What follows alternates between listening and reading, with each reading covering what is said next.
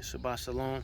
I just want to read something for you real quick to give you some perspective of why you shouldn't be so quick to judge your father. You only know what you know, and you don't know how the Most High, how the Creator was dealing with your father. So this is starting in Genesis 12, verse 1. Now Yahuwah said to Abram, "Go from your country and your kindred and your father's house to the land that I will show you, and I will make you a great nation, and I will bless you and make your name great, so that you will be a blessing. I will bless him who blesses you, and those who dishonor you I will curse, and in you all the families of the earth shall be blessed." So Abram went as Yahuwah told him, and Lot went with him. Abraham was 75 years old when he departed from Haran, and Abram took Sarai his wife and Lot his brother's son, and all their possessions that they had gathered, and the people that they had acquired in Haran, and they set out to go to the land of Canaan.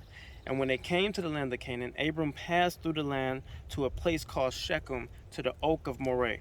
At the time the Canaanites was in the land. And then Yahuwah appeared to Abram and said, "To your offspring I will give this land."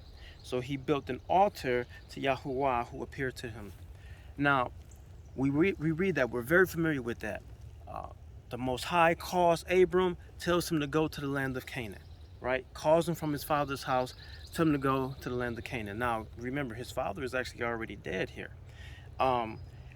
The very end of the previous chapter, Genesis 11, is where I find something very interesting that I rarely ever hear spoken about. And it says, Genesis starting at verse 31, Terah, who was Abram's father, Terah took Abram his son, and Lot the son of Haran his grandson, and Sarai his daughter-in-law, his son's Abram's wife, and they went forth together from Ur of the Chaldeans to the land of Canaan. But when they came to Haran, they settled there. And the days of Terah was 205 years, and Terah died in Haran. I find it very interesting that Terah was already en route to the land of Canaan.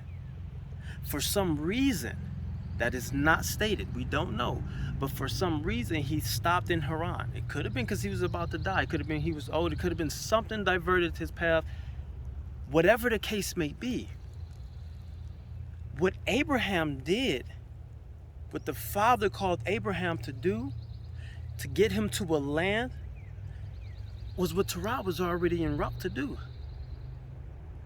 And so this judgment of our Father on things that we don't pay attention to, things that we're unfamiliar with, Terah was already on his way to Canaan. Now, why he stopped again, it does not say. But we do know that the very next chapter, the Father calls Abram and he tells him to go there, to the place where his father was already on his way to going. So, you only know what you know. Yes, you have awakened. You have a little bit of knowledge about where you come from or who you're supposed to be. But be humble, because you don't know how the Father was using your father. You don't know what instrument he was in the plans of you. So, just a quick nugget for you on this Shabbat. Peace and shalom.